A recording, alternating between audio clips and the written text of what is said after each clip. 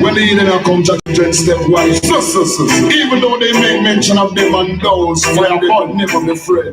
Fire burn. You know why? You know why? Yes, them have the heart of a pagan. The children have the heart of a lion, I know. People are moved with Satan. Righteous trod in the countenance of the Almighty One. Them have the heart of demons. The children have the heart of a lion, I know. People are moved with Satan. Righteous walk in the countenance of the Almighty One. Good people see hostility rising daily. Ignorant multiply brutality. I see that they run down left mommy. If you struggle the hard road with fight beginning. Our I.S.U.P.K baby having baby. Nothing that happen now do not seem to amaze way. We know that is the fulfillment of prophecy. Our I.S.U.P.K them not build school is church and penitentiary. Church, the penitentiary never empty. Still playing a mental trick on me. Listen, you check you and me check me, and let's bring more love in the black community. Them are the heart of a pagan. The children of the heart of a lion, I know. Evil are moved with Satan. Righteous walk in the countenance of the Almighty One. Them are the heart of demons. The children of the heart of a lion, I know. Evil are moved with Satan. Righteous walk in the countenance of the Almighty One. Respect the father of the prophet Moses and Abraham. You have to respect the father of Jacob and Solomon. Respect the creator of many nations. He made the birds, he made the bees, the fishes of the ocean, and fastened them together with his mighty. And he made the man, he made woman, children, the future of the land. So who is you to disrespect the creator man? 72 nations bow down and crown the conquering one. It will be beautiful in the sight of God the Holy One to see the unification of my nation. Them have the heart of a pagan. The children of the heart of a lion, I know. People are moved with Satan. Righteous walk in the countenance of the Almighty One. Them have the heart of demons. The children of the heart of a lion, I know. People are moved with Satan. Righteous walk in the countenance of the Almighty One. People see hostility. Shalom, Israel, the Israelite School of Universal Practical Knowledge, on 1 West 125th Street, Harlem, New York, under Commandant General YAHANNA. If you can hear us, please press 1 so we can make sure we got the sound right in the computer. If you can hear us, let us know, put a 1 so we can get started on the topic today. With everything that's going on in the media, you're going to have to understand what's going on according to what the Lord said it is. See, the Bible, your Christian pastors not teaching you the Bible. They teaching you a philosophy. They're teaching you religion. And in religion, it don't talk about the things that's actually in the Bible, because religion is made to take you away from the facts. It's designed to make you, docile to what's really going on, to not really know. It's kind of a hypnosis state. You know what I'm saying? Kind of put you in a place to where you're really not aware of what's going on. That's like being hypnotized. So that's what their religions do to you. So right now, while World War III is about to start and underway, I guarantee you, if you go to church, they talking about prosperity. They talking about love. They talking about unity and peace and all of that. When right now, everywhere you look, it's talking about war and destruction. You understand? So we're going to get into that. We're going to get into some questions. Some brothers in class got some questions. We're going to get right into it so we can get into our topic today. Questions?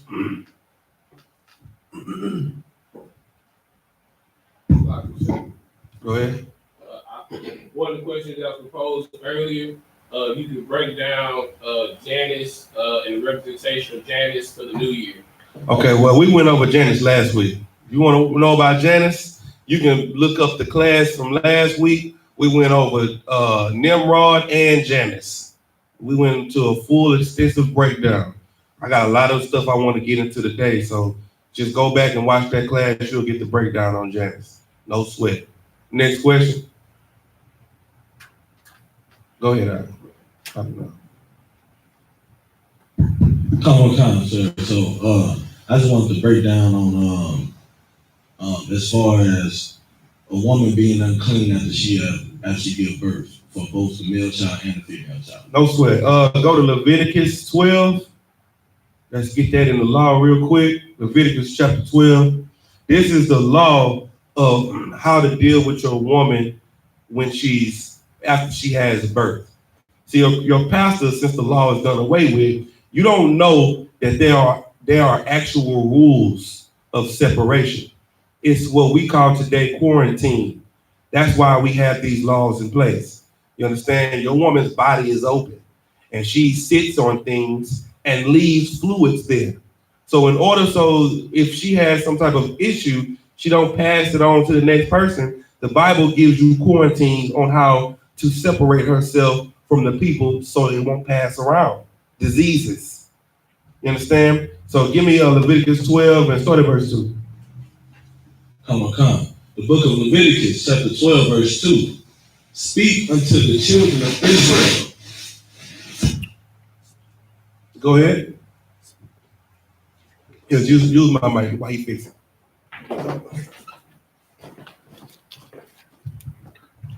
Come on, sir. It says, the book of Leviticus, chapter 12, verse 2. Speak unto the children of Israel, saying, if a woman have conceived seed and born a man child, then she shall be unclean 7 days. According to the days of the separation for her infirmity shall she be unclean. Get ready. And the 8th day the flesh of his foreskin shall be circumcised. And she shall continue in the blood of her purifying 3 days. Get ready. Come. She shall touch no hollow thing, nor come into the sanctuary until the days of her purifying be fulfilled. So what this is saying is, the woman has a man child, she's to be away from coming to class, away from coming to feast day, or being around the congregation for 40 days. You see what it said? It says 7 and 33. That's 40 days. You see that? Come on, sir. Slightly, if I could. Go ahead. Okay, so because that's really what I was trying to get the understanding on, because it says, and she shall then continue in the blood of her purifying. So that don't mean it's not like concurrent. It's not like no. Okay. She can't come around for 40 days. Okay. So let's say, for instance, your wife has a baby in March, right? She can't come to the Passover because her 40 days wouldn't be up by then. Right. You see what I'm saying? So that's the quarantine. So she won't be sitting in the Passover on a chair and something dripping out of her, and she gets up and goes to the bathroom, somebody else sit down, and now if it's whatever she was leaking, right, they got it on them. You know what I'm saying? It's just a way to keep our people clean, because we are clean people. That's why I don't see why people could get dreads and think it's an Israelite custom, how it's dirty as it is and as clean as we are. Right. You understand? Keep reading. Come on. But Leviticus chapter 12, verse 5. But if she bear a maid child, then she shall be unclean 2 weeks, as in her separation, and she shall continue in the blood of her purifying 66 days. Right. So she can't come around for 80 days. She can't come around for 80 days when she has a daughter. 40 for a boy, 80 for a daughter. Go ahead. So just to get a clarification on the breakdown, how do you calculate the 80 days? Like look at the score. Look up what does it say? 3 scores. Look that up. Look it up on thing. It's gonna be like 60 or something like that, and it's gonna be like 60 something, and then plus the 2 weeks, and it's gonna give you what you need. Okay, the definition for 60. 60. 60, and then 6 2 weeks, that's 14 days. Okay. You know what I'm saying? That's not 80. So that's, what's that? That's 60 that's plus 80. 14. It's 66 plus 14. Yeah, That's that's 80. 80. That's 80 days. It's a lot. You know what I'm saying? So that's it right there. Okay. All right. Any more questions? All right, no sweat. Let me get a mic. Mic still tripping? All right, give me the other mic. See if you can get that other mic going. All right, so let's get into this World War III. So let's talk about one thing that Black people don't understand pertaining to war. A world war is not America fighting with Afghanistan. That's not a world war. A world war is a bigger event than one country against another country.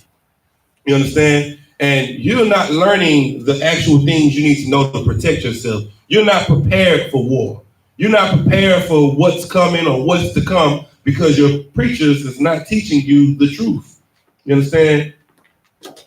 Give me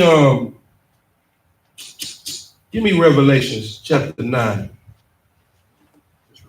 and verse 12. Come on. And y'all let me know, press 1 if y'all can hear the reader. If y'all can't hear the reader, let me know. The book of Revelation, chapter 9, verse 12. One woe is past. What?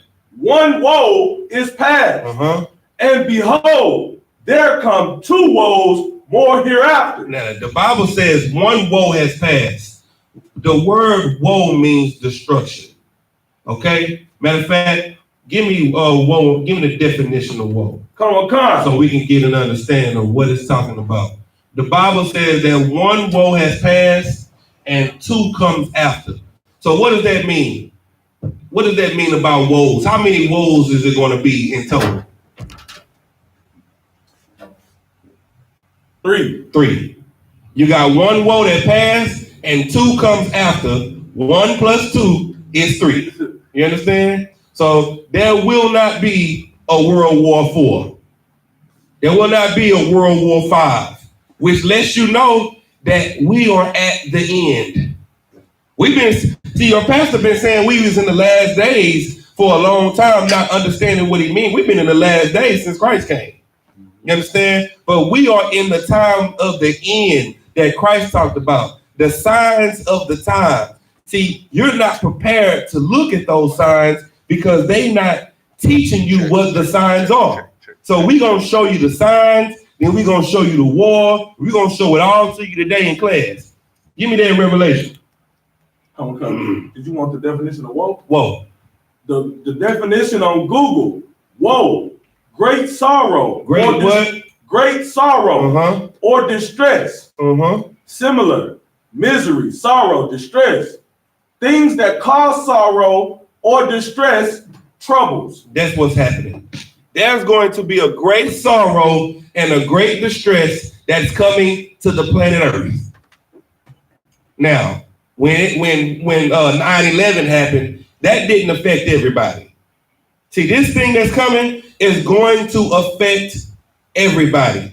In World War I, this was in 1914 to like 1918.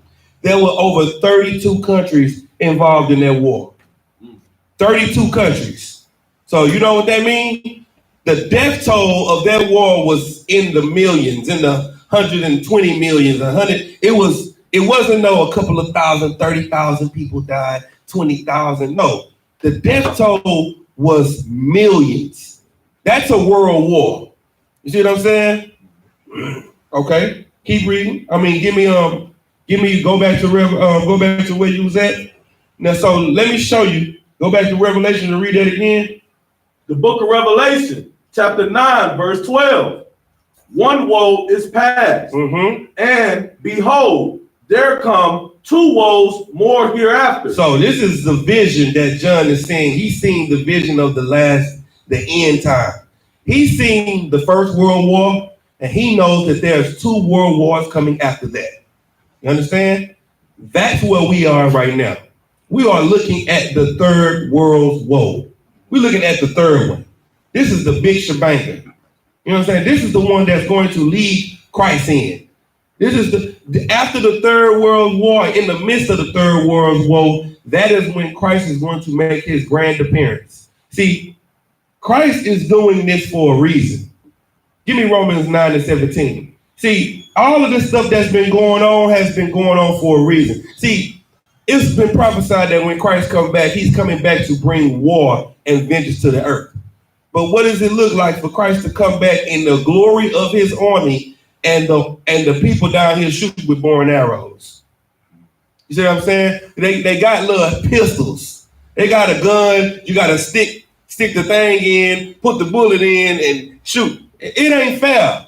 So he had to give them some time to build up their military might. Right. He gave them time to have sonic boom weapons.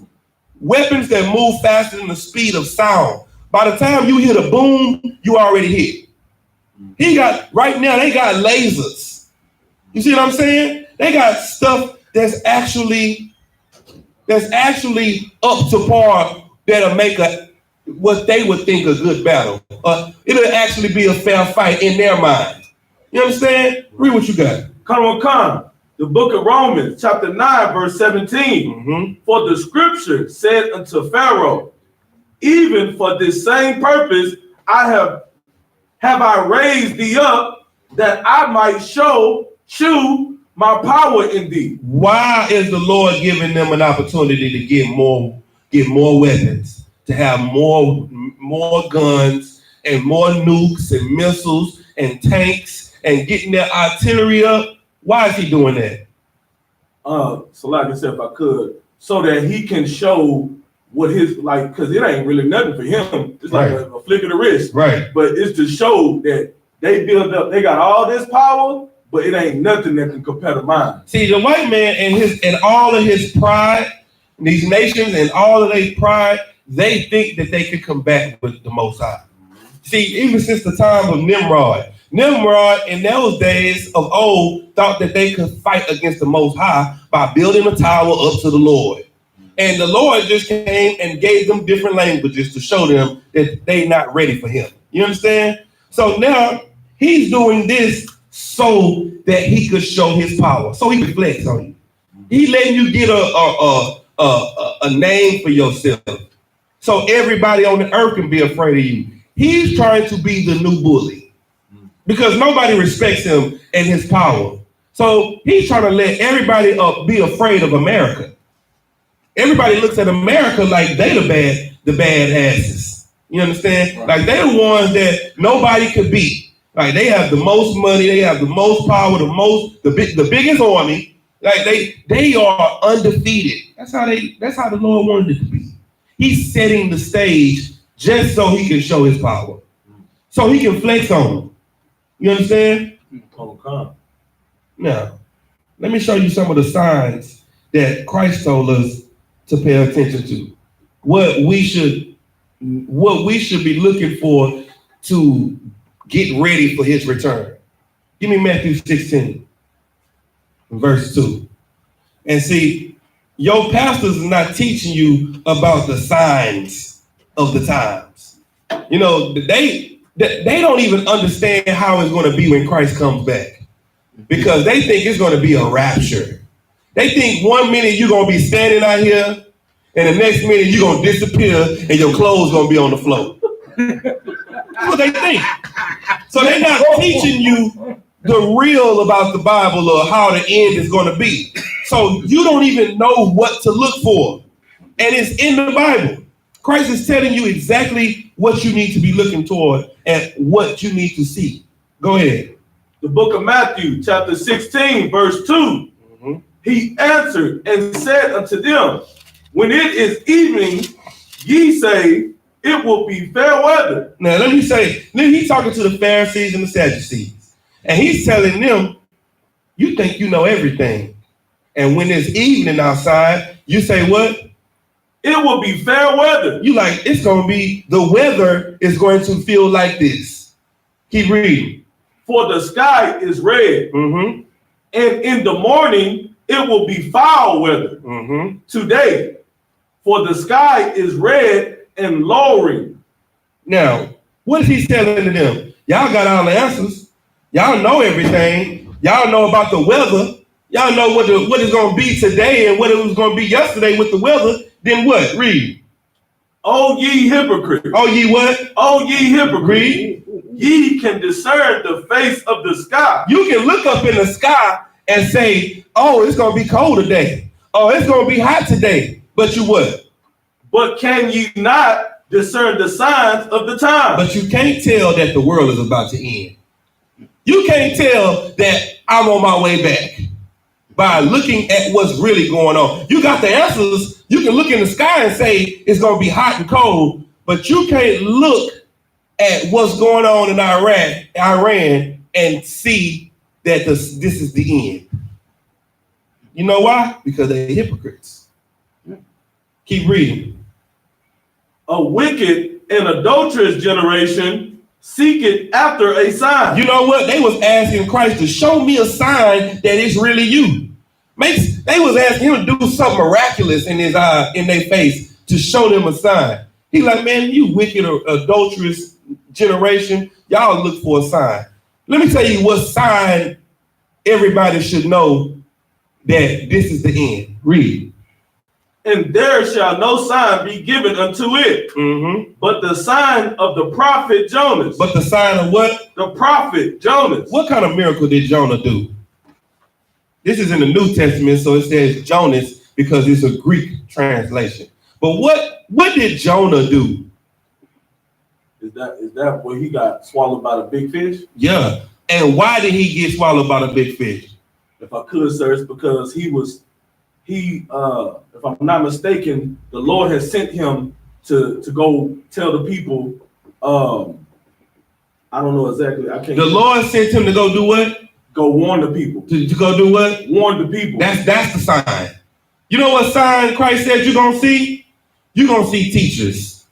That's the sign. That's what Jonah did. Jonah just went on the street and talked. Warn the people. The only sign you're gonna get is from the prophets teaching you.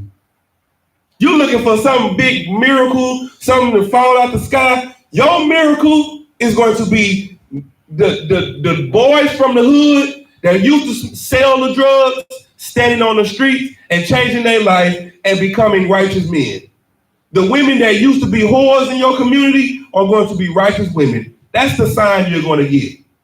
You're not going to get nothing to come out of the sky to show you that, oh, this is a dove ain't going to sing out of heaven and talk to you and ain't nobody going to say, this is my school. Right. No, you're going to see the works. You're going to get taught.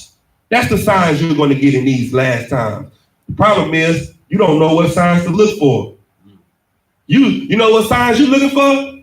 You're looking for prosperity. You're looking for money to come. You're looking for the seed that you sowed in the $1,000 line at church to pop up out the ground in the midst of World War III. You're stupid because your pastors made you dumb. Give me Matthew 24:6. Let's go to another sign.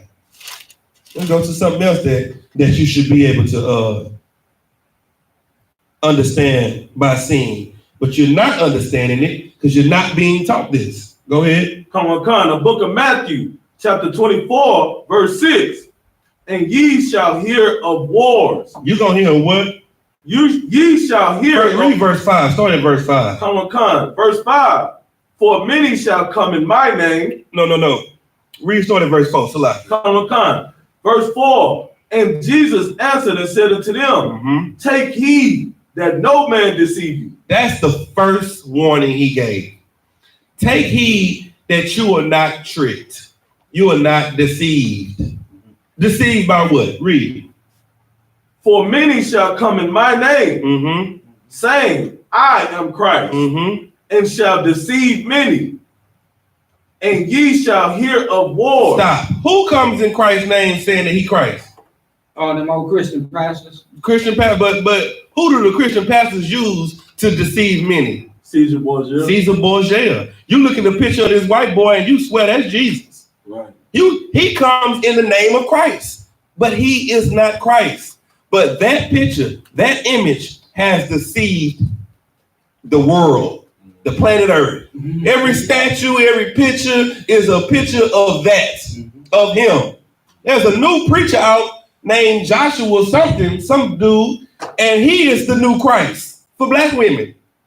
He going to Africa and he getting all the money. It is many people that come in and saying that they are the Christ, and they have deceived many. This is that time that this is happening. Keep reading. Come on. And ye shall hear of wars and rumors of wars. You're going to hear of wars and rumors of wars. It's not going to be a time of peace in the earth. Everybody is going to be talking about their training and their military and how they're having exercises with this country, and we working over here. We got this new missile, and we got this new tank that shoot this far. And everybody is talking about what they have for the war. Go ahead, Al. It's like you, sir, if I may, when you speaking on like false Christ, like they came out with a new series on Netflix that proposes like the Messiah. First and foremost, he's an Arab now.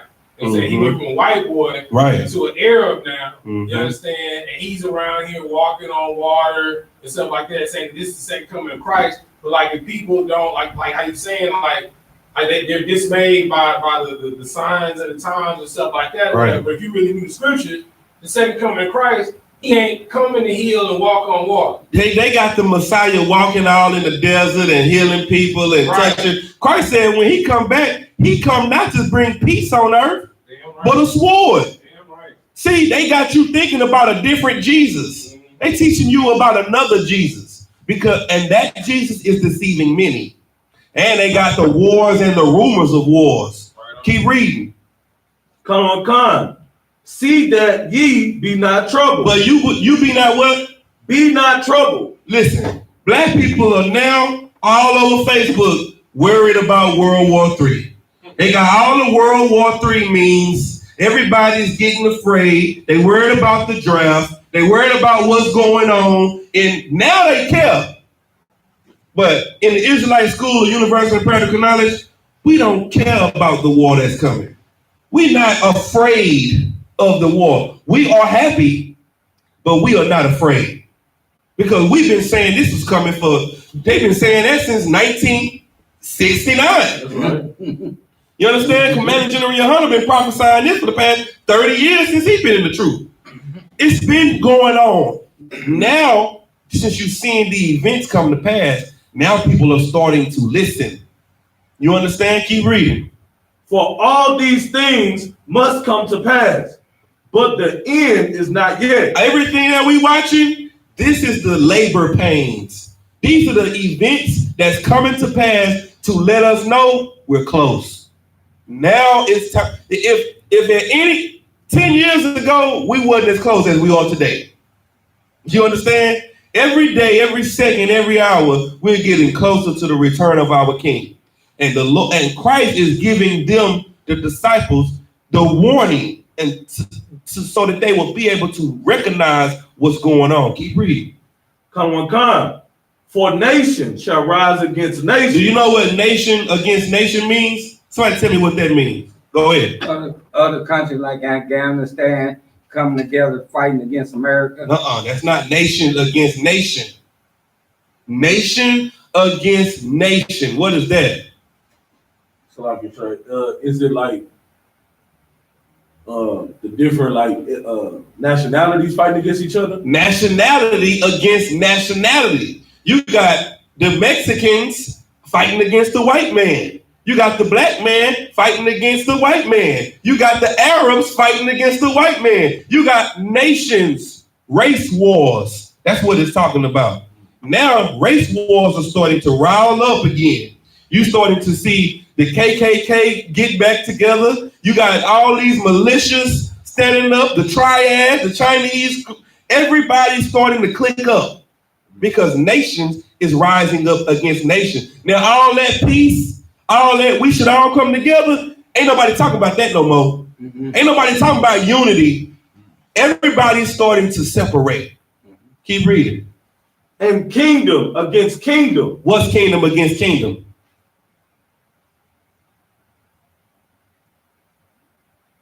white man and the Arab? Give me more. That's right, but give me more. It's what you just said before that. Oh man, all nations fighting against each other. Nations, the other countries fighting against another country. The Iranian kingdom fighting against the American kingdom. That's what it is. The Russians fighting against, all the American allies fighting against the Russian allies. Kingdoms against kingdoms. Keep reading. Come. And there shall be famines and pestilences and earthquakes in diverse places. Let me tell you, you got famines and pestilences and earthquakes. That was a 6.0 earthquake in, I think, Puerto Rico on the white man's New Year. There is a fire going on in Australia that has burnt up billions of animals and all kinds of acres of land. All of this is going on in diverse places all over the earth at the same time. While nations is getting ready to fight against nations and kingdoms against kingdoms, guess what's happening? Pestilence and all these different plagues is happening all at the same time. Keep reading. Come. All these are the beginning of sorrow. This is the what? All these are the beginning of sorrow. All of these things is just the beginning of the end. Now we're getting into the heat of things. You understand? So now go back to Revelations where we were at in Revelations 9. And read that one more time. Come. Revelation 9:12. Come. The book of Revelation, chapter 9, verse 12. One woe is past. The first world war at that time, well, from what John the Revelator was seeing, has passed. And what? And behold, there come two woes more hereafter. Now, give me Revelations 11 and 14. Come. The book of Revelation, chapter 11, verse 14. The second woe is past. Now he's seeing the second world war pass. And what? And behold, the third woe cometh quickly. And the third world war is coming quickly. Now, in the first world war, there was 32 countries involved in that war. In the second world war, every part of the world fought. Now, what's going to happen this time? How you think it's going to be this time? It was over 120 million deaths in that war. And guess what? In World War II. And guess what? That still don't equate to how much they've killed blacks, Hispanics, and Native Americans. In the beginning of slavery, it was 99 million of our people that died coming over in the transatlantic slave trade. 77 million of our Native American brothers were killed. That's war. Now black people starting to look at it and say, man, we about to go to war. We've been in war since 1492. We've been in war. We've been in almost a 500-year war. You understand? And we looking at this and we saying, oh, it's World War III. We've been in war. Now the Lord is finna come and fight for us. You see what I'm saying? See, he was letting them get their weight up and giving you an opportunity to show your righteousness. Well, when all you've been doing is showing how much of a follower you are, how wicked you are. Because you're following after everybody but the Lord. You're doing everything but what the Lord says to do. You see what I'm saying? Now, let me get this. Salakia. Let me get Salakia. I gotta say this part. In the war, in World War II, the people that were most involved in it were the 7 heads in the Bible. That's Italy, France, Spain, Russia, Germany, England, and who else? Portugal. You see what I'm saying? Right now, that's the same people that's about to kick off this war because England is the same thing as America. You know what I'm saying? So these are the people that's setting up the third world war as well. That's why in Revelation it's talking about the 7 heads, because these are the 7 heads and the 10 horns are the 10 common markets that's going to fall as well. Because all of this is about politics and money. Do you think that what happened in Iran was about them killing that general? You think that's what this was about? Do you think 9/11 was about the plane flying into Twin Towers? What was 9/11 really about? It was about Bush trying to get that oil over there. Trying to get that oil. Well, guess what? November, they found how much? About $6 billion worth of oil. I think it was 6 billion cans of oil or something like that. 6 billion barrels of oil in Iran. And all of a sudden, now we gotta stop this Iranian general that's been terrorizing us for years. He's been doing this, but now all of a sudden it's time to step on him. No, that ain't what it is.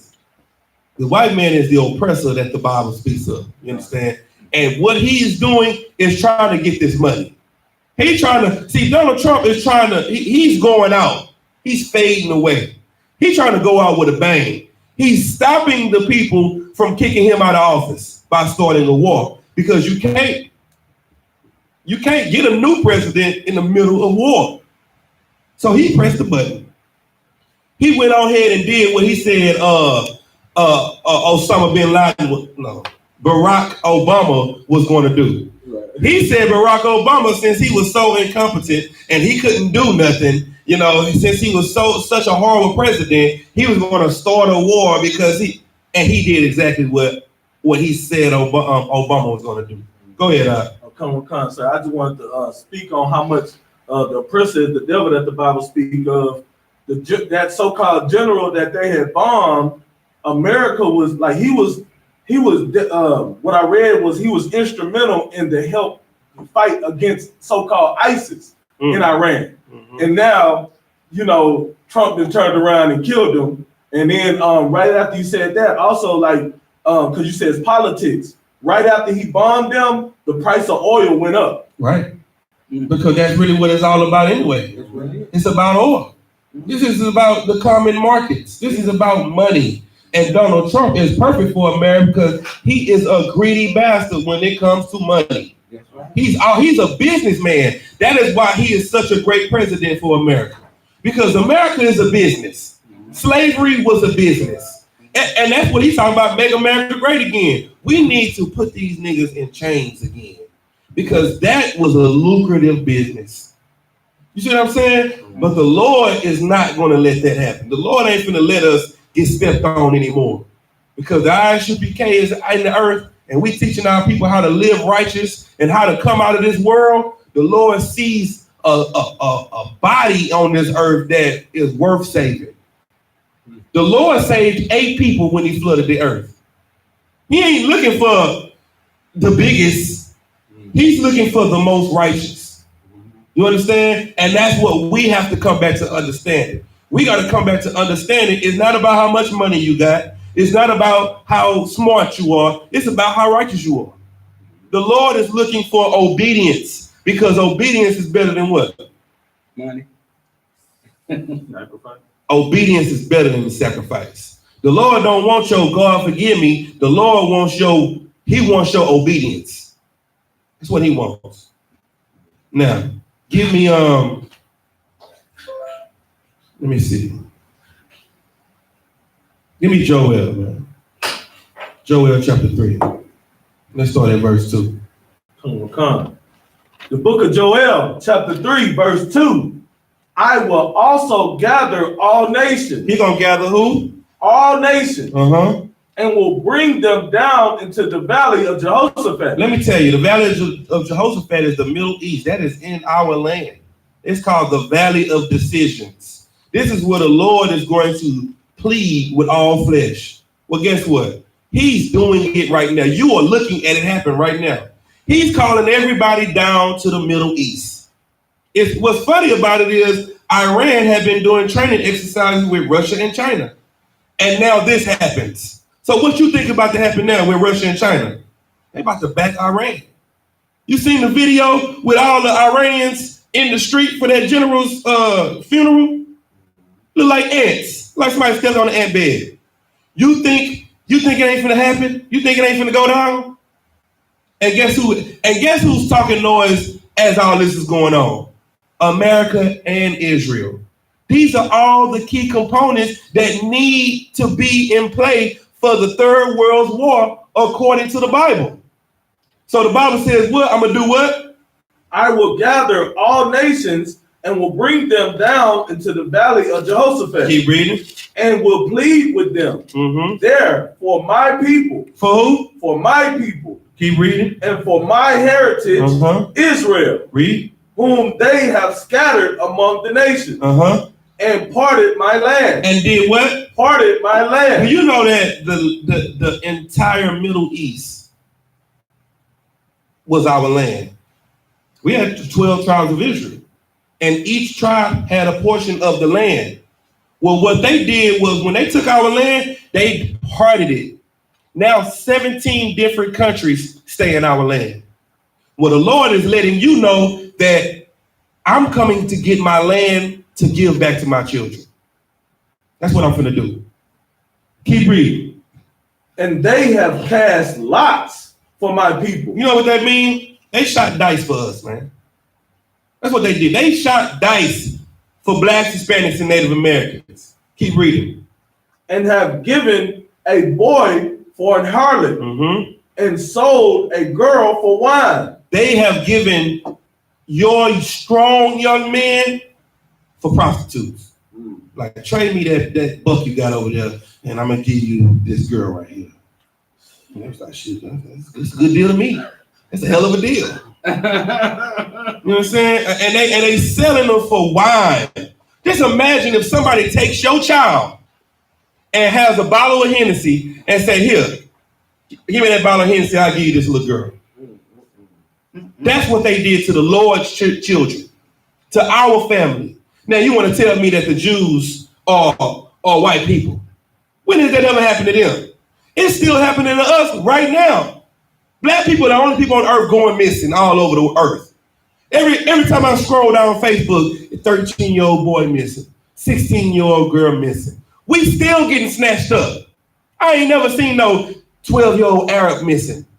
9-year-old white boy missing. No, I don't see that. And when a white person go missing, what do? Amber alerts.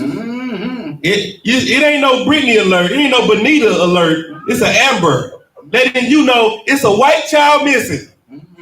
You see what I'm saying? It's because this is their kingdom. This is their home. Keep reading. Yeah. And what have ye to do with me, O Tyre, and Zidon, and all the coast of Palestine? The Lord is letting you be known that he is not the God of everybody. He's like, what y'all got to do with me? You Africans and you Arabs, Tyre and Zidon, and the coast of Palestine. You see what I'm saying? Keep reading. Come on. Will ye render me a recompense? Are you going to pay me back for what you've done? Right. Read.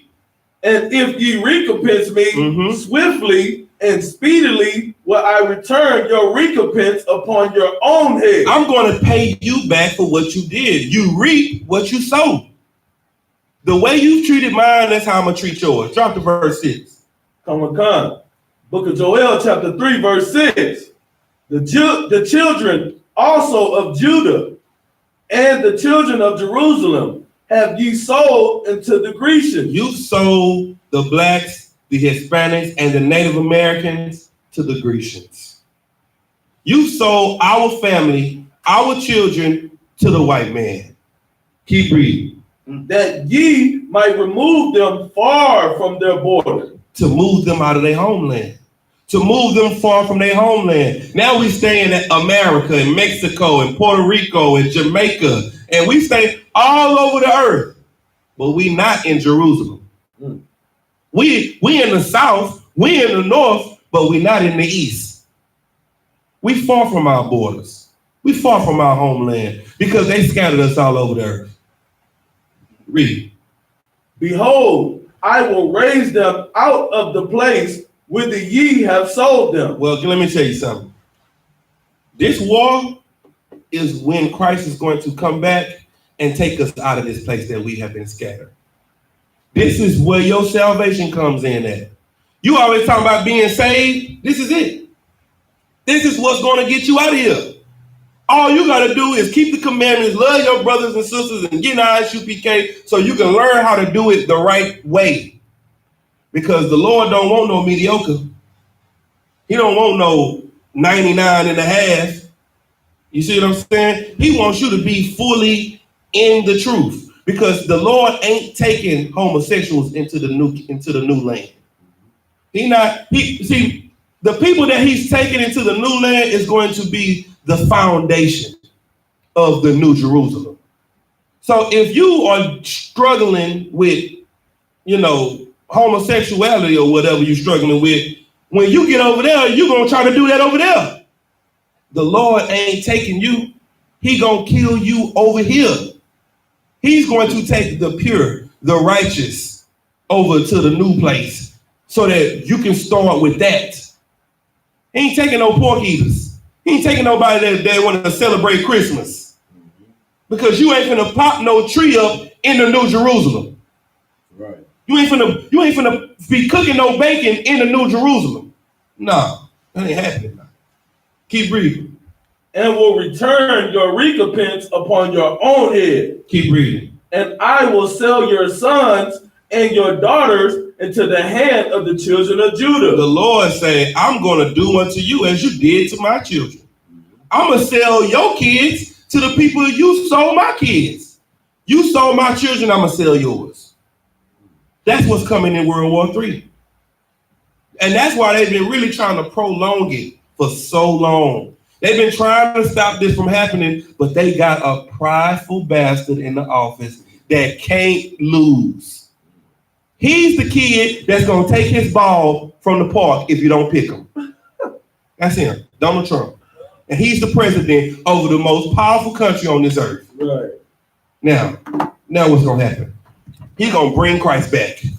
because of what he's doing and the wickedness that he is. See, the scriptures say that Christ can't come until the man of sin is revealed.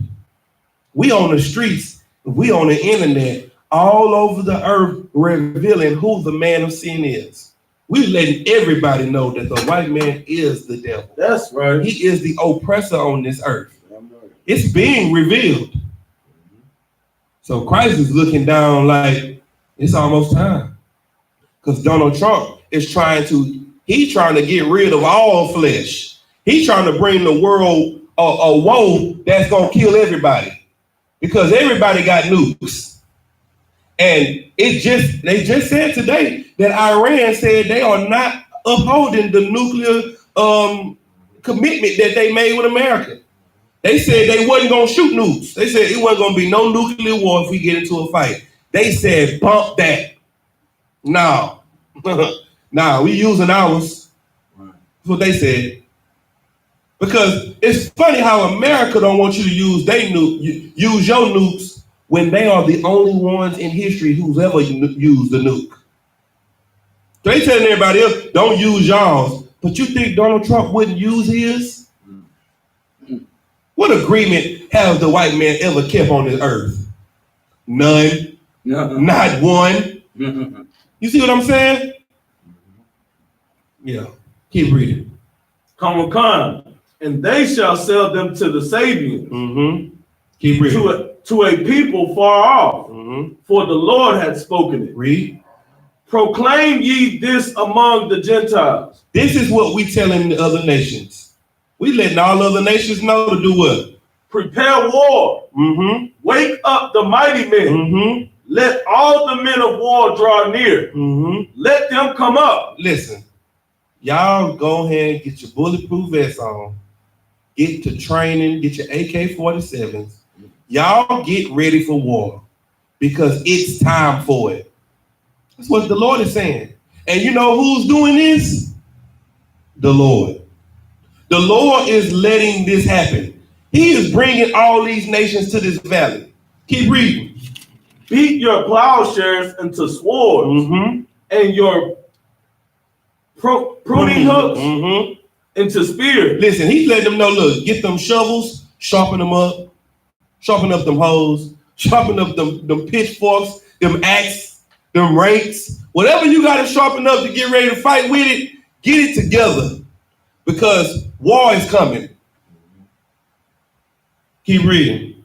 Let the weak say, I am strong. Read.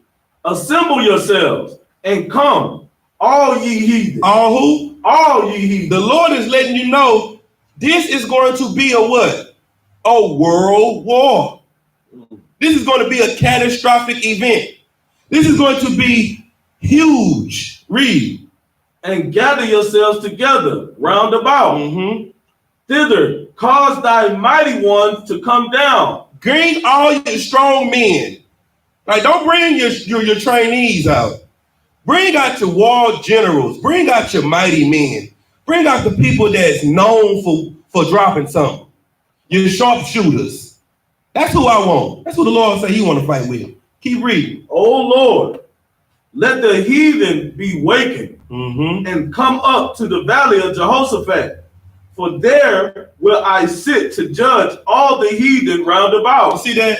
This is the judgment day that's coming to this earth, man. Judgment day is coming so that you can be free. The only way we will get peace on this earth is for war to come. The only way to bring peace is through war. Drop down to verse 14. Come on. Verse 14. Multitudes in the valley of decision. You see that? It's going to be millions upon millions of people in the Middle East. Read. For the day of the Lord is near in the valley of decision. And the Lord is the one that's doing it. The Lord is the one gathering these nations to the valley of decision, to the place where he's going to see what they talking about. See where they really at. Keep reading. Come on. The sun and the moon shall be darkened, and the stars shall withdraw their shining. You know what that means? What it mean? That means that smoke gonna be in the air. That smoke gonna be in the air so tough for all of the shooting and the missiles and the bombs that's dropping. You ain't gonna be able to see no sun. You ain't gonna be able to see no stars. You're not gonna even be able to see the moon. It's gonna be dark all day in the Middle East. Straight darkness in the air. Keep reading. The Lord shall roar out of Zion and utter his voice from Jerusalem, and the heavens and the earth shall shake. But the Lord will be the hope of his people. Of who? Of his people. Of all people. Of his people. Let me tell you what you put your hope in. You can put your hope in the Most High. You can't put your hope in the U.S. Army. You can't put your hope in Donald Trump, but you can put your hope in the Lord and the men of the Lord. Because that's what we're here for. We are here to be saviors to you, to save you from the wickedness that's coming. Keep reading. Come. And the strength of the children of Israel. He's going to be our strength. Now, you know, this ain't got nothing to do with everybody else, but it does have everything to do with us. And when you take away this relationship we have with the Lord, you take yourself out of the strength that and the protection you're supposed to have. Toss it out the door. Read verse 17. Come. Verse 17. So shall ye know that I am the Lord your God, dwelling in Zion, my holy mountain. Then shall Jerusalem be holy, and there shall no strangers pass through her anymore. There should be what? No strangers pass through her anymore. The Lord is going to let it be known who he with, and it will not be another nation that is going to come through the Middle East again and rule and sit in our homeland and live there and be comfortable and say that they at home. That'll never happen again. That's what the Lord is doing. The Lord is preparing a place for you. He is setting up the fight that is going to put you back at home. Now, you trying to love everybody and invite everybody into your house. Read verse 19. Come, verse 19. Egypt shall be a desolation, and Edom shall be a desolate wilderness. Let me tell you something. Egypt, the so-called Africans, it's going to be empty. So will Edom. The white man is going to be empty, and his kingdom is going to be turned upside down. Keep reading. Come. For the violence against the children of Judah. Because of the violence they've committed against us. That's why the Lord is doing it. This ain't got nothing to do with white or black. It's because of what you've done to us. This ain't a color thing. This is a justice thing. Keep reading. Because they have shed innocent blood. What kind of blood? Innocent blood. Read. In their land. But Judah shall dwell forever. Who gonna live forever? Judah shall dwell forever. Esau ain't gonna live forever, but who is? Judah shall dwell forever. Read. And Jerusalem for generation to generation. We gonna live. You know what the Bible says when it's talking about living forever? It's not saying that you'll never die. It's saying that you are going to you're going to have an abundant life forever, from generation to generation. You're going to be at peace. You're going to be at rest. You're going to be in the high state, and they're going to be in a low state. Keep reading. Come. For I will cleanse their blood that I have not cleansed. You know what blood he's talking about?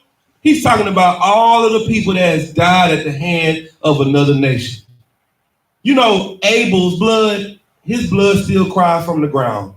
The Lord is finally going to get the chance to cleanse that blood.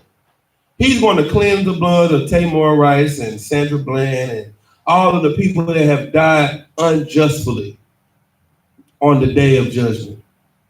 Keep reading. For the Lord dwelleth in Zion. The Lord dwelleth in everybody?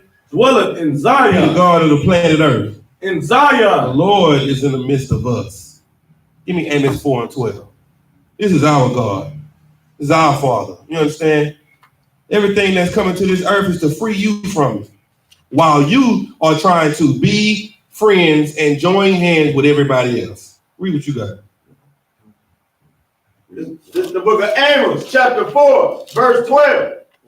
Therefore, thus will I do unto thee, O Israel, and because I will do this unto thee, prepare to meet thy God, O Israel. For lo, he that formed the mountains and created the wind and declared unto man what is his thought, that maketh the morning darkness and treadeth upon the high places of the earth, the Lord, the God of hosts, is his name. Oh, so like, give me Isaiah 66:14. Let me give you this. Let me get straight to the point. Yeah, Isaiah 66:14. Anybody got any questions, make sure you don't forget to ask them. Type them in the comment section. Isaiah 66. This is the book of Isaiah, chapter 66, verse 14. And when ye see this, your heart shall rejoice. When you see the events that's happening in the Middle East, you should be what? Rejoice. Your heart should be happy. But you know why you're not happy? Because you don't even know these are the signs that are going to free you out of this captivity. Because you think God is for everybody. Jesus died for everybody. The kingdom is for everybody. You don't know that this is specifically for you, to free you. So your heart is not rejoicing. And what? Read. And your bones shall flourish like an herb, and the hand of the Lord shall be known toward his servants. Read. And his indignation toward his enemies. You see that? The hand of the Lord is going to be known toward his servants, and his anger is going to be known toward his enemies. That's what we waiting on. We waiting on the day that his enemies could know that the Lord ain't with you. You see all them white people praying? I'm waiting for them to know that their prayers didn't do nothing. Your prayers don't matter to the Lord. Our prayers do. The Bible says, hear ye, O Lord, the prayers of the dead Israelites and their children. Lord hears our prayers. Don't listen to the prayers of everybody. Keep reading. Come. For behold, the Lord will come with fire. He gonna come with what? With fire. No, with love. With fire. With peace. With fire. With happiness. With fire. With joy. With fire. Read. And with his chariots like a whirlwind. Mm-hmm. To render his anger. To render his happiness. His anger. His love. His anger. Read. With fury. And his rebuke with flames of fire. That's the Bible. And that's what's being set up right now in the Middle East. That's what's being set up right before your eyes, and you ain't paying attention. You know what you worried about? You worried about the Texans. You watching football. You worried about who gonna make it to the playoffs. You worried about everything but what you should be worried about. Because you are distracted. And that's what those sports, they are there to distract you from what's really going on. And it's working. While we sitting up watching the news, they sitting up watching the game. Keep reading. For by fire and by his sword will the Lord plead with all flesh. Mm-hmm. Go ahead. And the slain of the Lord shall be many. And the what's going to be many? Slain of the Lord. The love of the Lord. Slain of the Lord. The Lord ain't coming back to bring peace and happiness. He's coming back to kill. That's what this war going to bring in. It's going to bring death from the war and death from the Lord.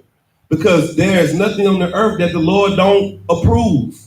The Lord approves it all. He's the Most High. What verse you at? 17, sir. That's all I need on that. Give me Jeremiah 49 and 14.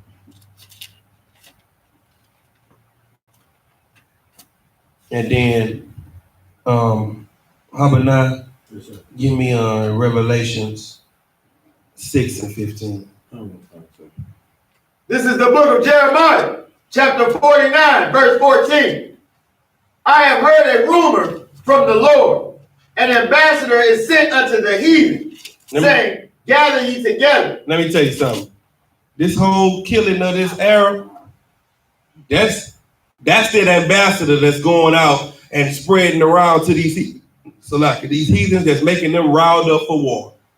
Everybody been training and everybody been getting ready for war, but now this is making them go ahead and put the breeches on, lace up their boots, throw on the vest and the helmet. Keep reading. Saying, gather ye together and come against her, and rise up to the battle. Rise up to the dinner. To the battle. Read. For lo, I will make thee small among the heathen, and despised among men. Read. Thy terribleness hath deceived thee, and the pride of thine heart, O thou that dwellest in the clefts of the rock, that holdest the height of the hill, though thou shouldest make thy nest as high as the eagle, I will bring thee down from thence, saith the Lord. See what's about? Who is he talking about? Is he talking about all nations?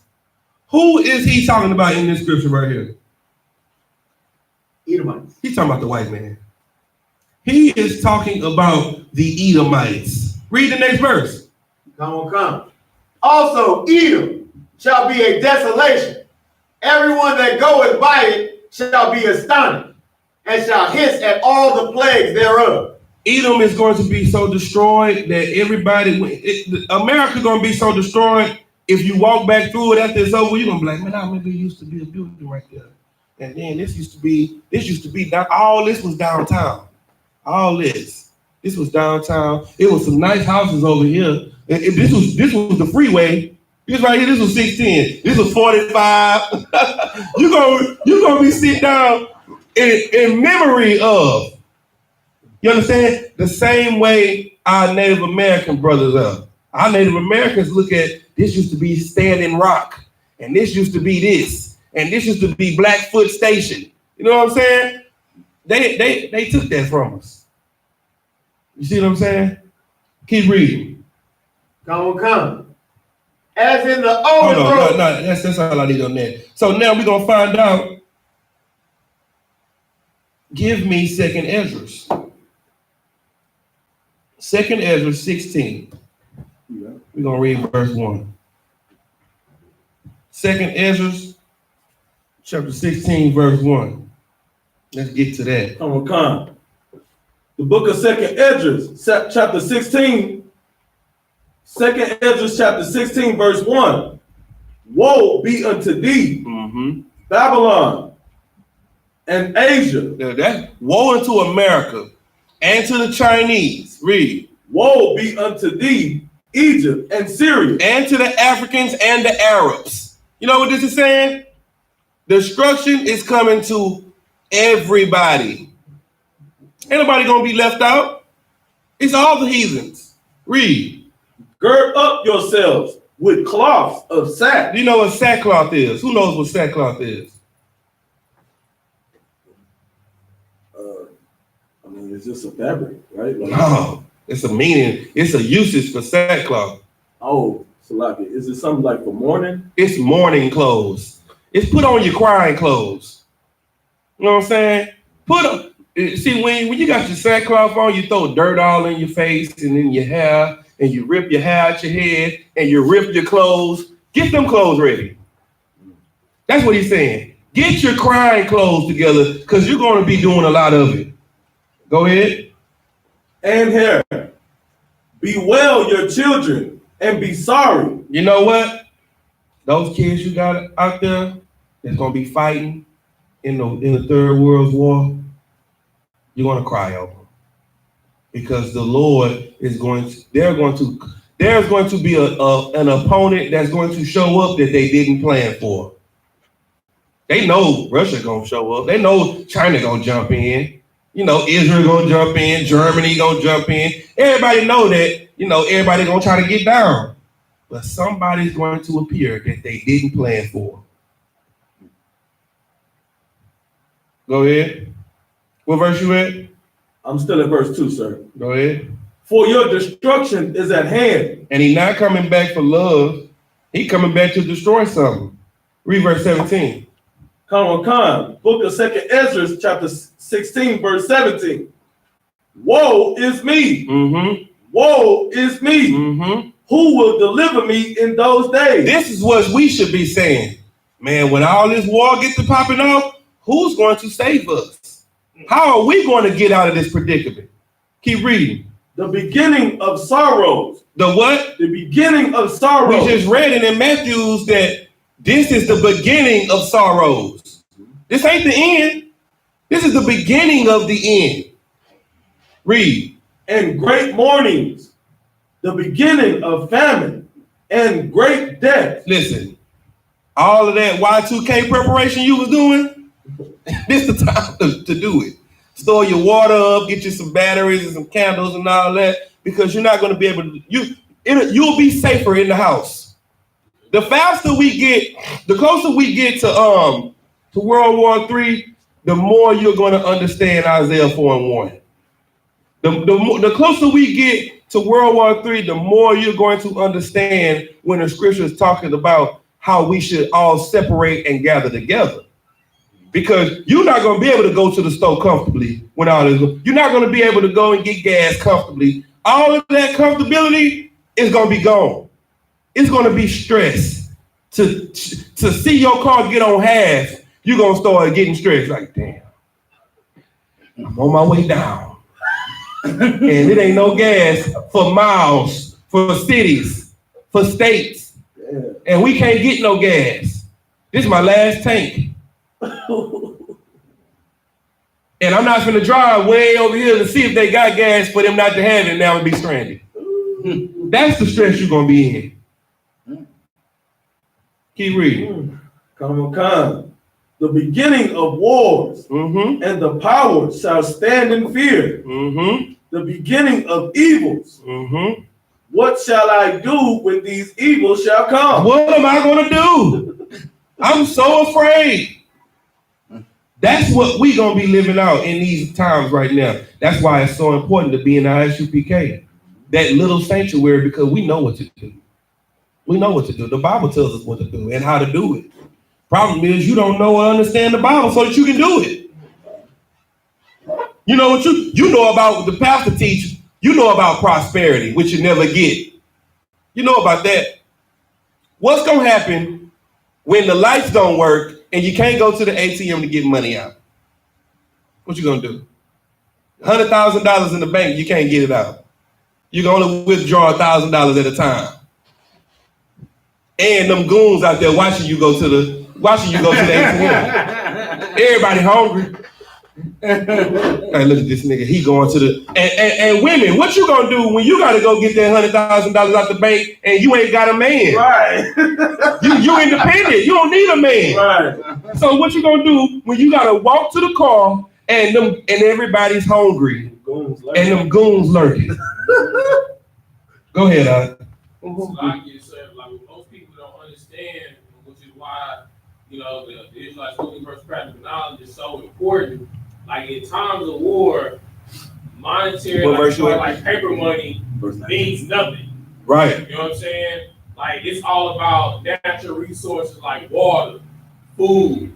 You understand? Some type of electricity, shelter. So we raise and breed warriors and rulers here in the UPK. Like they talk about us being like brutish, savages, or we got toxic masculinity. But in that time, that sensitive man that cater to your feelings, he ain't gonna be able to do nothing for you in times of war. Right. That soft nigga ain't gonna be when it get real. That nigga that was a simp up under you, that was soft, you gonna be looking for that nappy-headed Negro, for that rough neck. That's what you gonna be looking for. You ain't gonna be looking for no yes man. Right. You gonna be looking for something that if something knock at the door, y'all ain't gonna be looking at each other like, who is that? Right. He gonna hear something. See, you run from that man that when he hears stuff, he jump up and go look out the window. That's what you run from. You like that man that lay next to you and be like, what was that? You heard that? You about to go check the door? That's the type of man you've been loving. Why? Because he give you what you want. Right. He do what you want. You understand? You don't want no masculinity. So you're gonna get what you ask for. Right. Go ahead, drop down to 24. Go ahead. You gonna in them times you're gonna need a nigga that's gonna go out there and choke a deer. Right. That's exactly what you're gonna need. You're gonna need a nigga that's gonna chase a deer and choke a deer. Right. Because he ain't wasting no bullets on that deer. Exactly. Creep up on this nigga. Right. Up on his back. That's what you need. Right. You understand? And that's what we learned in Hebrew Academy. You understand? We learn how to choke him out. Right. We're gonna put him to sleep. Yeah, right. The deal gonna be tapped. Good night. Go ahead, drop down. So like verse 24, sir? Man, this whole chapter really good. Just read a little bit more because I want to touch that too. Come on. The book of 2nd Esdras, chapter 16, verse 19. Behold, famine and plague, tribulation and anguish are sent as scourges for amendment. That's what we just said. Keep reading. But for all these things, they shall not turn from their wickedness. Even after all of that, the Christian church gonna still be eating pork. Nice. Even when they seeing all this stuff going on, they gonna still be wicked and evil. Guess what? When the lights go off, guess what homosexuals gonna do? Blow rod.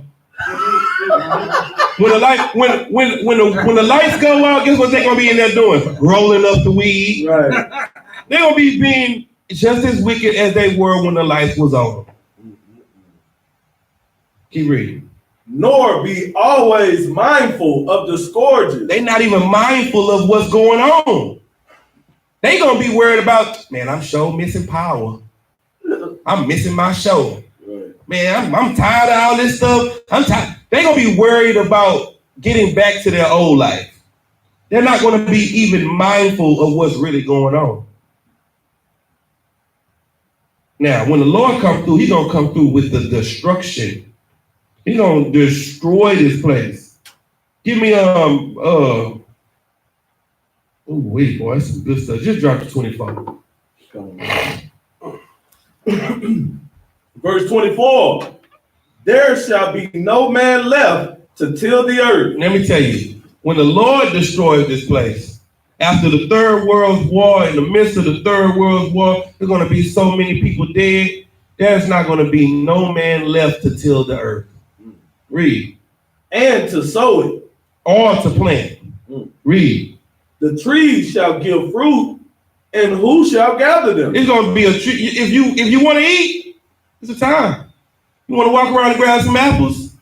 You're going to live like I Am Legend in these times. Right. It's going to be you and your dog. That's what you're going to be doing. You are going to be alone in these times. Read. The grapes shall ripen, and who shall tread them? The grape is going to the grape is going to be overdone. Ain't nobody going to even pick them. Read. For all places shall be desolate of men. Which places? All places shall be desolate of men. Read. So that one man shall desire to see another and to hear his voice. It's going to be so empty. It's going to be like I Am Legend. You're going to wish you could hear somebody's voice. Or see somebody. You're going to be like, man, I ain't seen nobody in days and months. And you're going to be scared to go out. And I'm going to show you why you're going to be scared to go out. Keep reading. For of a city, there shall be 10 left. In the city of Houston, there's going to be 10 people in it. 10. So you're going to have one that stay on the south side, one on the north side, one on the northeast, one on the northwest, one on the southeast, on the southwest, one in Katy, one in Deer Park. Everybody gonna be 30 or 40 miles away from each other. Ain't nobody gonna know nothing about nobody. Because everybody gonna be gone. Read. And 2 of the field. And in the country, in the fields, in the country, it's only gonna be 2 people. Read. Which shall hide themselves in the thick grove and in the clefts of the rocks. Why are they going to be hiding in the cliffs of the rocks? What are they going to be running from? Give me Jeremiah 16:16. I'm going to show it to you. I'm going to show you what they're going to be scared of. They're going to have a reason to run. They're going to have a good reason to run too. This is the book of Jeremiah, chapter 16, verse 16. Behold, I will send for many fishers. Well, that's what we're doing right now. We fishing. We are trying to fish you out of the world so you won't have to partake in this. We trying to fish you. And what? Saith the Lord. Right. And they shall fish them. And we fishing you. Go ahead. And after will I send for many hunters. And after that, them hunters gonna be. That's gonna be us. That's gonna be the Lord's 144,000. That's going to be hunting and doing what? And they shall hunt them from every mountain. From every what? Every mountain. And from every hill. And out of the holes of the rocks. You just heard they were going to be hiding in the holes. You just heard it's going to be 10 in the city and 2 in the field. Well, guess what we're going to do with them 10 and 2? We're going to go find them. And hunt them out of the holes of the rocks. And we're going to bring them to our place. And they're going to be slaves. That's what's gonna happen. Now, guess what you Negroes and Hispanics and Native Americans gonna be? You ain't gonna have nothing to do with this. You're not gonna be in this. You know where you're gonna be at? Give me Zechariah 13:8.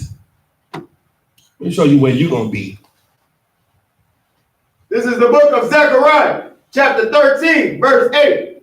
And it shall come to pass that in all the land. In what land? In all the land, saith the Lord. Read. 2 parts therein shall be cut off and die. 2 parts of the world is going to be cut. The 2 parts of Israel is going to be cut off and die. And the what? But the 3rd shall be left therein. You know what? 2/3 of Israel is going to be cut off and die. So this ain't them 10 in the field. 10 in the city and 2 in the field, that ain't gonna be you. because 2/3 of our people gonna die. Because when Christ come back, he's dealing with the house first. He's dealing with his house first. Go ahead. And I will bring the third part And through the what? fire. And that 1/3 of us is going to be saved. 1/3. 2/3 is going to die. 1/3 is going to live. They're going to be running from that 1/3. They're going to be running from them, from the elect, from the ones that the Lord chose to bring through the fight, to bring out. That's why we here. That's why we in the school. That's why we changing our life so that we can be a part of that body. We can be a part of that army, the army of Christ, and not have to die. You going to church every day to make sure you get a swift death. So you go to church every Sunday to make sure you got a certificate with your gasoline draws. That's what you're doing.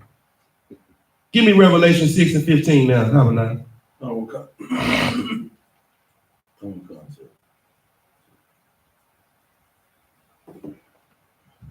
The book of Revelation, chapter 6, verse 15.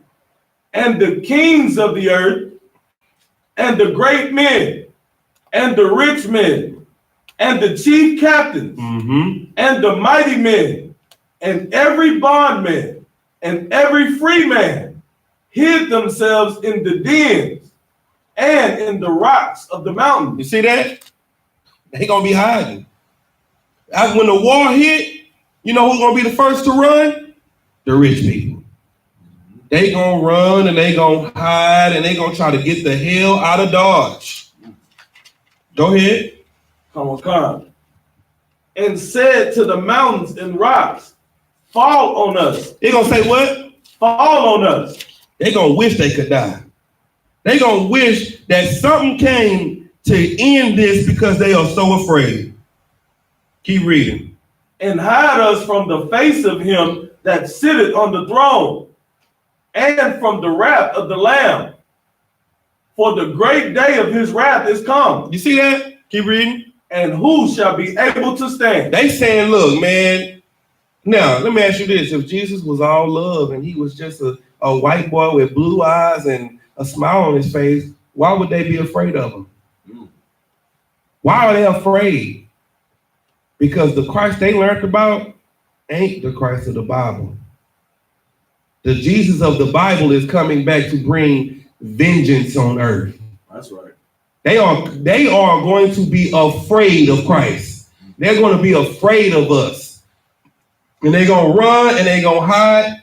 And it ain't just talking about regular people. It said the kings of the earth. It's talking about your Donald Trumps and your leaders. What it's talking about? It's about your presidents, your governors, your mayors, all of them that get scattered in the midst of this war and they gonna try to find a way to survive. Them the ones we gonna be rounding up.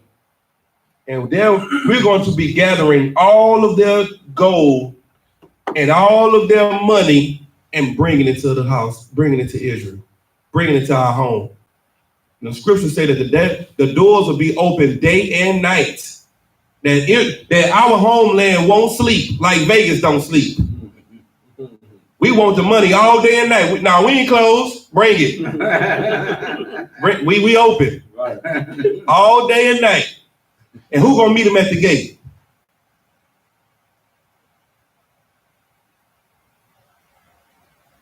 Right? No. Who gonna be at the gate? On Shamar. Oh, it's like us? No.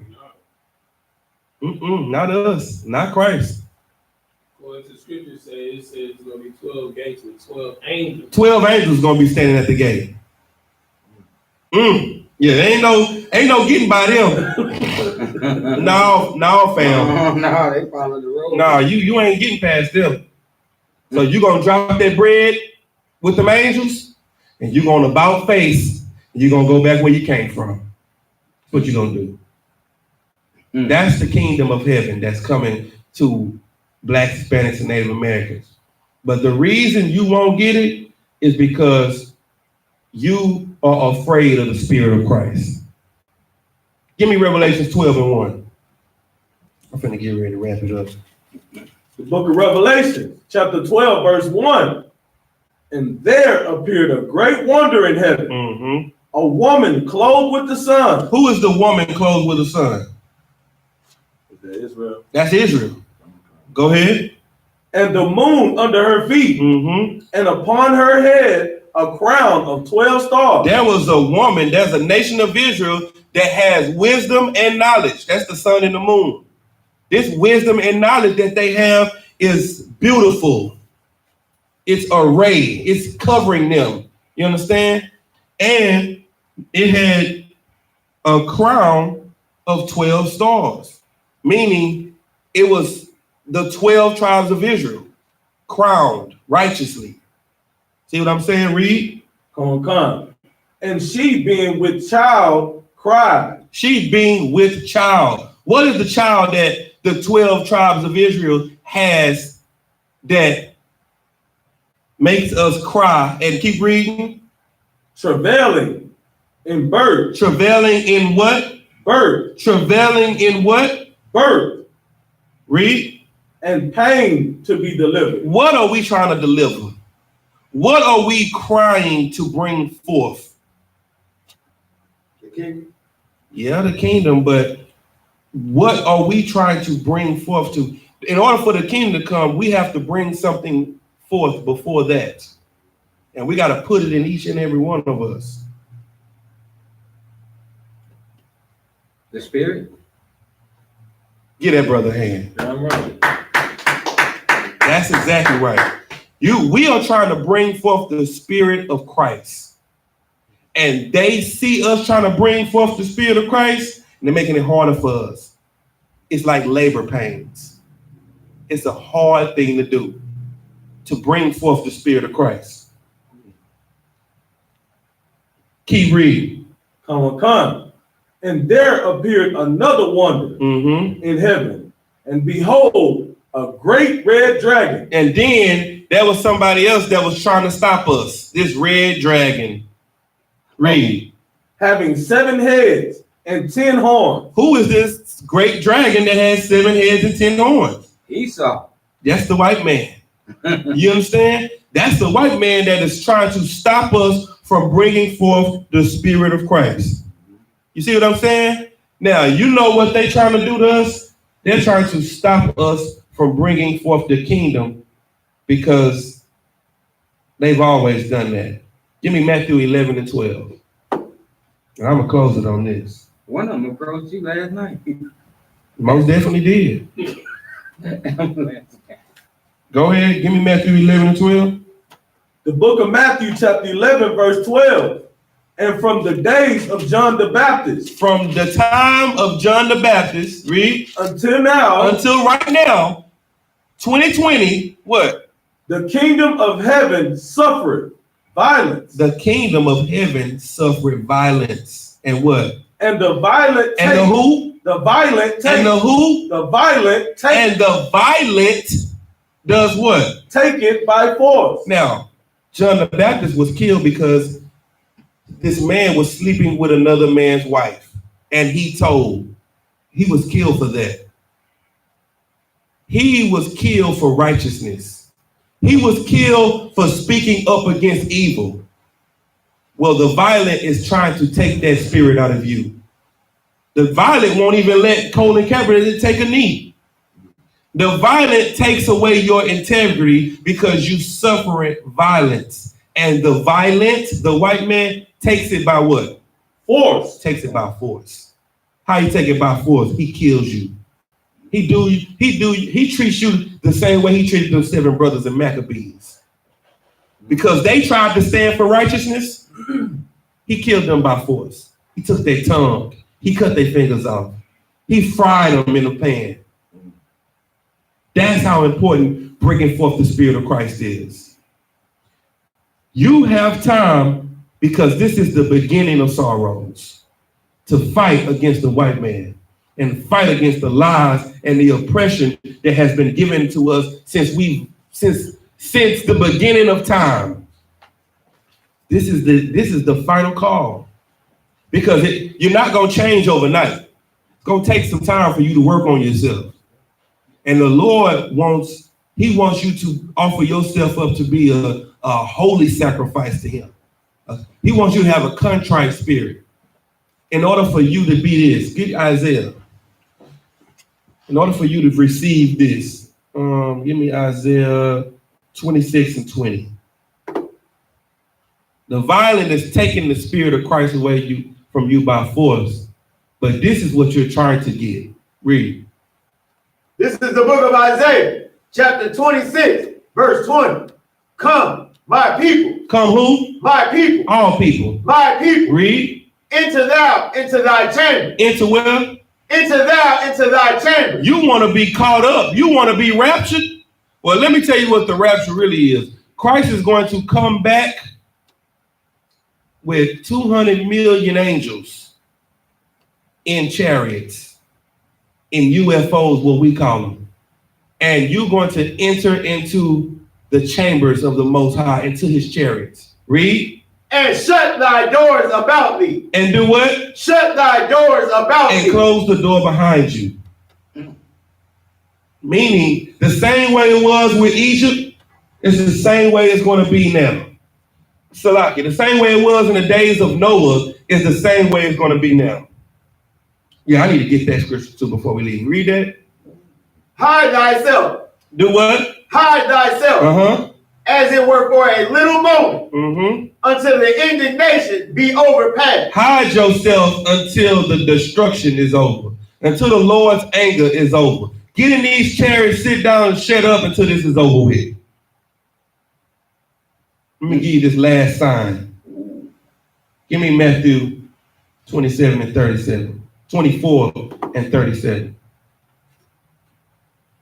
This is the book of Matthew, chapter 24, verse 37. Talks about the door. But as the days of Noah. As the days of what? The days of Noah. Were. So shall also the coming of the Son of Man be. So as the days of Noah, so shall the coming of the Son of Man be. Read. For as in the days that were before the flood. I know who that is. They were eating and drinking. Marrying and giving in marriage. They were eating and drinking, marrying and giving in marriage. You know what they was doing? They was having a New Year's celebration. Eating and drinking, marrying and giving in marriage, having sex with everybody, partying, turning up. It was going down. You know what I'm saying? They was having the time of their life. Read. Until the day that Noah entered into the ark. Until when? The day that Noah entered into the ark. Until the day that Noah entered into the ark. They didn't know that it was time for Christ. They didn't know that what Noah was saying was real until Noah entered into the ark. Read. And knew not until the flood came. Read. And took them all away. And took them away. They didn't know until they died. They didn't know until they was dying that what Noah was saying was real. Keep reading. So shall also the coming of the Son of Man be. That's the same way it's going to be when Christ returns. You're not going to know that what we were saying was true until you see the chariots leaving. Until you see us in the chariots. Then you're going to be like, dang, I remember they were saying that this is what was going to happen. Read. Then shall two be in the field. Now, you're going to be at work. Two in the field. See, this is where the Christians get when Christ comes back. He going to take you and your clothes going to be left on the floor. This is where they get this from. Read. The one shall be taken. And the other left. What does it mean to be taken? See, Christians want to be taken. What they say, I want to be caught up. I want to be taken. What does it mean to be taken?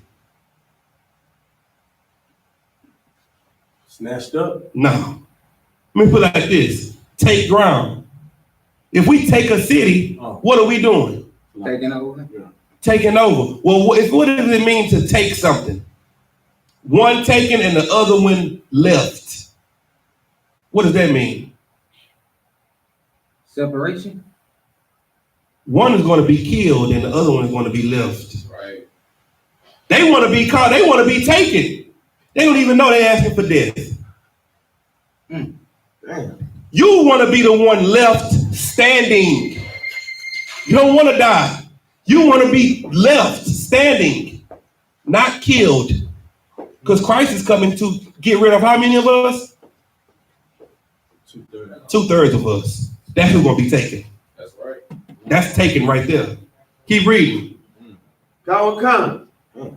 2 women shall be grinding at the mill.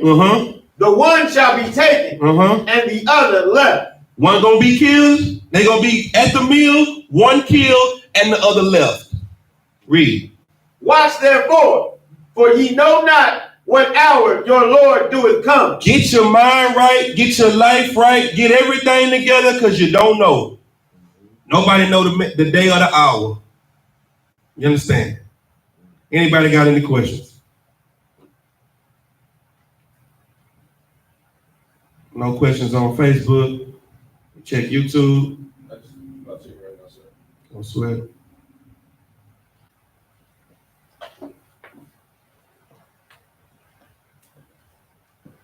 Think we too hard on YouTube. Yeah, I'll see the questions, sir. With that, pass the class over to Priest and Officer YAHANNA.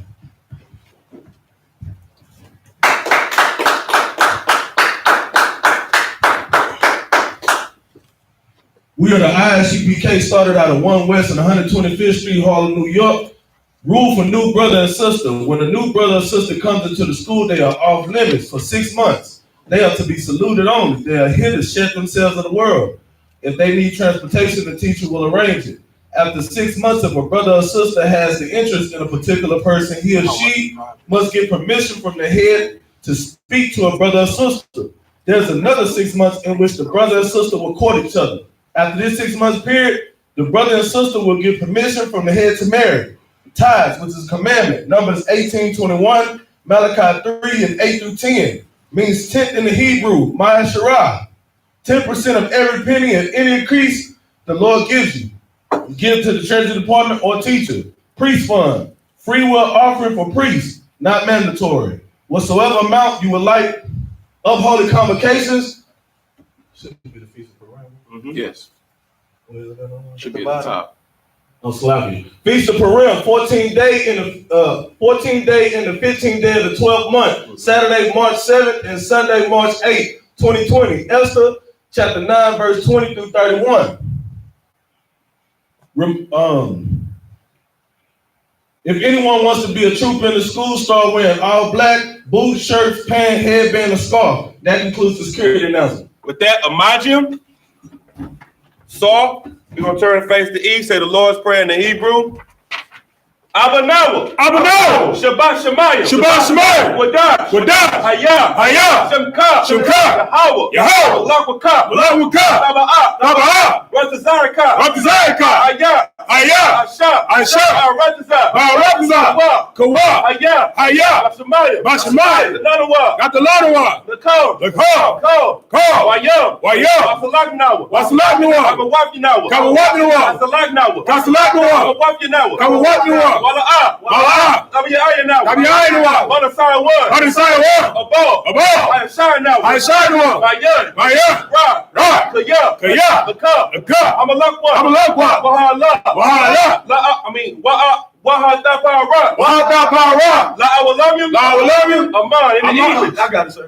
Our Father, which art in heaven, hallowed be thy name. Thy kingdom come. Thy will be done. In earth. As it is in heaven. Give us this day. Our daily bread. Forgive us. Our debt. As we forgive. Our debtors. Lead us not. To temptation. But deliver us from evil. For thine is the kingdom. And the power. And the glory. Forever. So be it. So. Courtesy salute to the brother, men of Israel, Mighty Shabbat, Majid, Barak, Yazimata, Saul. Courtesy salute to the sister, men of Israel, Mighty Shabbat, Majid, Barak, Yazimata, dismiss.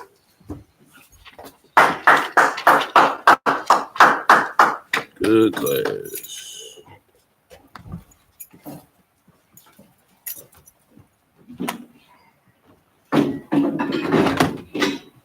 Yeah.